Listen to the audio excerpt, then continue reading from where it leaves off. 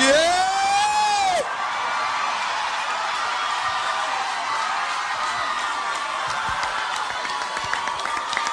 Hey guys, so there's been a lot of talk about white artists singing R&B and soul music and becoming a lot more successful with their renditions of their songs. You know, once in a while, people will still come up and say, "Yo, can I take a picture?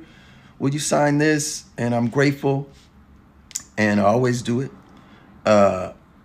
It's usually 99.9% of the time black folks, my people, unless of course they are foreign. You know, there's some foreign markets I do pretty well in also. The reason for that is the systemic racism within the music industry. You see, I never reached, I'm not famous. I am black famous. There's a big difference.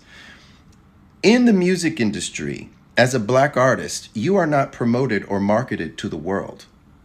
You are promoted or marketed to black audiences. And once you reach a certain level of superstardom within the genre of of soul or R&B music, then the powers that be will deem you worthy to, okay, maybe we can start promoting you to the rest of the world, right? But if you are white R&B artist, you are immediately promoted and marketed to the world in more of a blanket, ubiquitous. No, let's promote this artist to everybody, and that's just the way it always has been. That's the way it is now. It started off with Elvis taking from Little Richard, but more recently, there's been a lot of complaints around people like Adele and Sam Smith, both British soul artists who have garnered all the awards, all the Grammys, all the nominations, all the airplay, while R&B since 2010 has had very little and limited airplay. I'm surprised no one picked Half of You. That's my favorite on the album. Yeah. So yeah, I would say Half of You is definitely a very close second.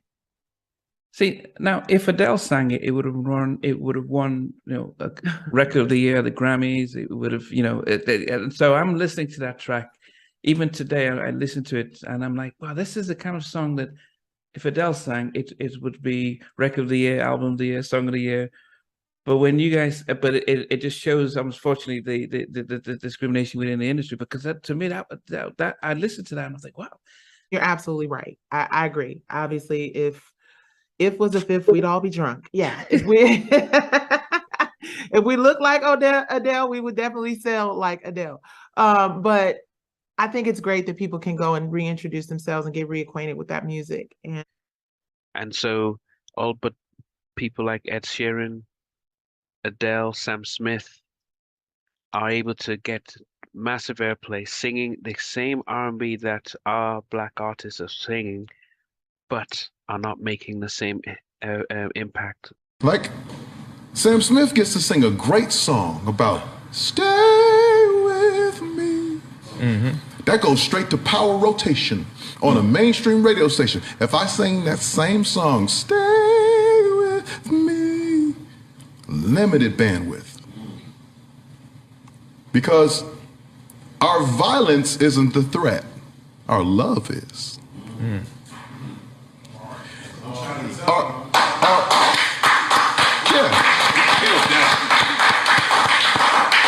Our family separated, it's fine, it's perfect. The man staying with his family and raising his kids and pouring into his woman, that's the threat. Not just on the radio, but also at the award ceremonies as well. So both Eric Benet, Tank, and a number of artists have started to raise this up, but it doesn't seem to be getting away.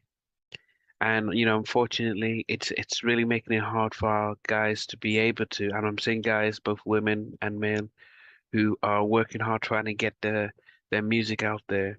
And it seems that there's a system And I'm not blaming the artists Adele and Sam Smith and Ed Sheeran, but it's a system that's saying we will promote them against black artists. Let me know what you think. This is Eric Benet, what he had to say, even Tank, what he had to say, and just see if you agree with this, or is it maybe that they're just making better music and that our black artists need to up their game? Let me know what you think. Well, back then musicians were musicians and business guys were business guys. So musicians didn't really talk business. They only made music. Wow. So I learned the music business when Confunction, because Confunction had a management team, that management team ended up being our management team. And then that management team took us to this independent label. And then when it didn't go well, I went back to that same management team and said, hey, I want to start a label. And then they cursed me out and told me I couldn't start a label because that's not how it works. And, and I hung up the phone with them and I was so mad. I called them back up and I cussed them out and told them if I could see them in person, I'd whoop their ass. And then I said, you guys are fired. And I started a record label, and that was J Records. And that's how I did. And that's how the first records I released were Rumors. Okay. By the time they closed the club. And that's what R&B stands for, and that's why R&B takes such a back seat, because we're not promoting the aesthetic that continues to perpetuate the stereotype. You guys are killers. You guys are animals. You guys are savages. That's when you're at your best. So that's what we're going to reward. Those are the guys who get the $100 million deals.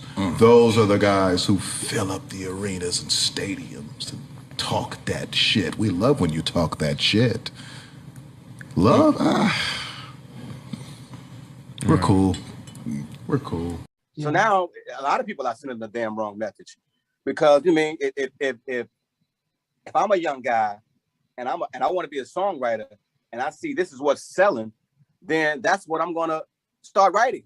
I'm not gonna write some good stuff. I'm gonna write whatever is selling. You know what I'm saying? So I think that was a decision made by somebody higher up to say, okay, let's get away from this and let's start doing this. Because when we came out, we were singing about love. The thing about R&B back then was that you had Maxwell, D'Angelo, me, you had Usher, you had R. Kelly, Joe, Brian McKnight,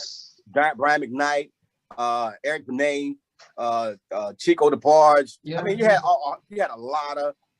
had Carl Thomas, Dave Hollister. The funny thing about it is that we all sang R&B, but we all had our own styles.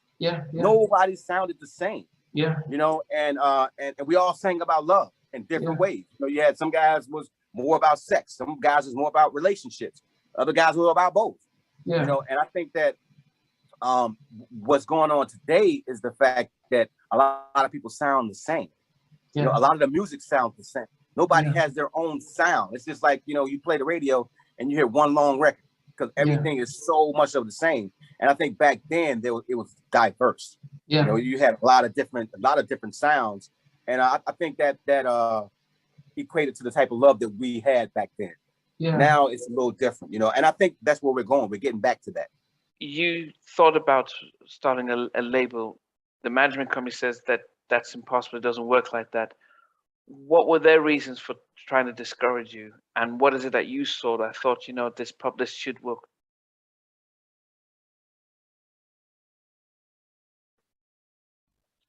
Well, I think managers always want to control artists. Back then, at least. Maybe now it's a little different, but back in that day, the manager was the manager, the artist was the artist. The artist went out on stage, the artist wrote songs, the artists were creative, the managers were business. So for me to say, I want to start a record label, that's not creative, that's business. Get in your place, boy. That's how it felt to me. Stay in your place. And I didn't grow up like that. My dad was a tough man. My dad wasn't nobody to be fucking around with. Excuse my language. He wasn't nobody to play with. And my dad, if you wanted to fight me, if my dad caught wind that you wanted to fight me, my dad would knock on your door and tell your daddy that your son want to fight my son. My son is right here on this grass. Bring your son out here. And so I was small, light-skinned with a big natural, and I lived in the hood. I learned how to fight before I learned how to do anything else. My daddy would make me fight everybody, no matter how big. And so there was no way I was gonna let some white man tell me what I could and couldn't do. I didn't come from that kind of stock. My dad wasn't made like that. Let me just wrap this up because I could probably just go on for hours about this. People really, only people who really know who I am are my people. Black people. White people don't really know who I am because white people, I was never really marketed to white people. Which is not fair at all because, I mean, there are definitely R&B white artists out there. But as I said before, they don't have to go through the trials or the extra obstacle that we have to go through as Black artists. I mean, think about it. Can Sam Smith sing better than Tank or Anthony Hamilton? Hell no. But I guarantee you Sam Smith is doing stadiums. You look at TikTok and you hear Sam Smith song every 10 minutes if you scrolling on TikTok. Does Adele sing better than Jasmine Sullivan? Hell no. No slight to Adele. She's a dope artist, but it's the same thing. It's like massive stardom does not necessarily equate to the talent that one could find in their Black contemporaries. It's the way the industry is. It's not fair. It's not right. The marketing and promotional powers that be seem to not have a problem with promoting other kinds of Black music initially, if it's particularly, I don't know, I'm gonna catch hell for this, but whatever. If it's particularly misogynistic or violent or ignorant in one way or another, they will promote the hell out of it. But if it's about love, if it's something emotional and empathetic and growing and learning from life lessons, they ain't trying to promote that from no Black artists, man. Nah. People have asked me what happened to R&B music. What do I think happened to R&B music? I know what happened. I don't have to think about it. We stopped playing instruments in R&B music. We stopped having live bass players and live guitar players and live keyboard players, and we started sequencing everything. Now, mind you, the production sounds really good. It sounds really big. It sounds really fat, but it don't feel like nothing. I mean, it feels cool, but it don't really feel like nothing. Not when you start listening to songs from the 60s and the 70s and 80s, when you put Marvin Gaye's What's Going On up against anything today, it can't stand up. When you put Funkadelic's Knee Deep up against any club record today, it don't stand up. It's because all those songs had live vibrations because real musicians played the instruments. Until R&B, rhythm and blues, soul music gets back to live instrumentation with live musicians and live singers really singing the songs without the help of a auto-tuner or anything, you're not going to get R&B music. So R&B music hasn't gone anywhere. It's right there. You just got to pick up the instrument. You got to stand behind the mic, and you got to really do it. That's all. And you'll get R&B back.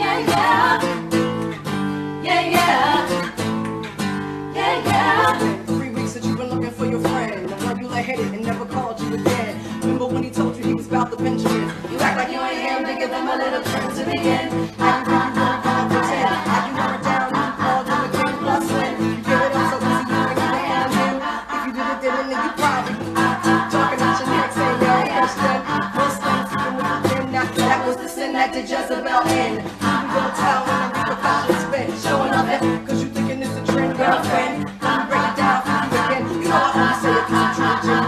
Don't be a hard rock when you really got a gym. Baby girl, respect is just the minimum. Joker's messed up and you still defending them now. Miss Hill, homie, you dead. Don't think I haven't been through the same predicament. Let it sit inside your head like a million women and feeling 10. Silly when girls sell their souls because of sin. Look at where you been. And weaves like Europeans. Fake nails some by Koreans. Come again. And I really want you to hear what I have to say. The tradition of great performers from Sammy Davis Jr. to James Brown to Jackie Wilson to Fred Astaire, Gene Kelly. The story is usually the same though. You know, these guys work really hard at their craft, but the story ends the same. They usually are broken, torn, and usually just sad. And the story is very sad in the end because the companies take advantage of them. They really do. And Sony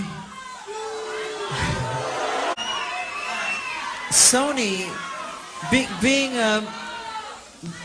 you know, being the artist that I am at Sony, I've generated several $1 billion for Sony, several billion, and they really thought that my mind is always on music and dancing and it usually is, but they never thought that this performer myself would outthink them.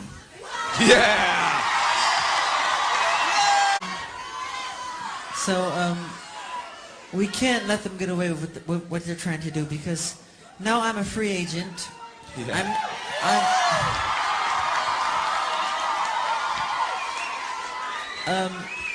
I just owe Sony one more album. It's just a box set, really.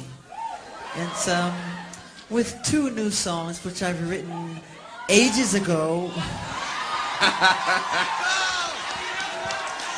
Because every album that I record, I write, like, literally, I'm telling you the truth, I write at least 120 songs every album I do. So I can do the box set and just give them any 2 songs. So I'm leaving Sony a free agent.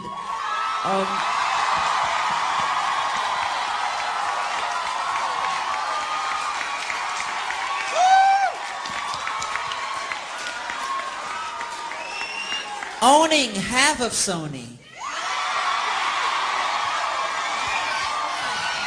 So I own half of Sony's publishing and I'm leaving them, and they're very angry at me because of it, but I just did good business, you know. Hey guys, thanks for watching. Thanks for being a part of Halftime Chat. Please remember to subscribe, share, and comment. But most importantly, why don't you become a member of Halftime Chat? We've got amazing videos, amazing perks, and being able to support the channel. But anyway, thanks for watching. Take care. I never participated in that kind of and somewhere in between us, or even loving us, on which I didn't miss you with. What was it like growing up? She's still making an impact on 4 houses down. I have a couple of pieces. Trying to get this one and that one. But that works for you, but just for me,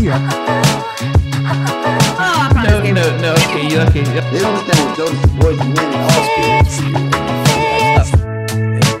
Play it. I mean, I love all different genres.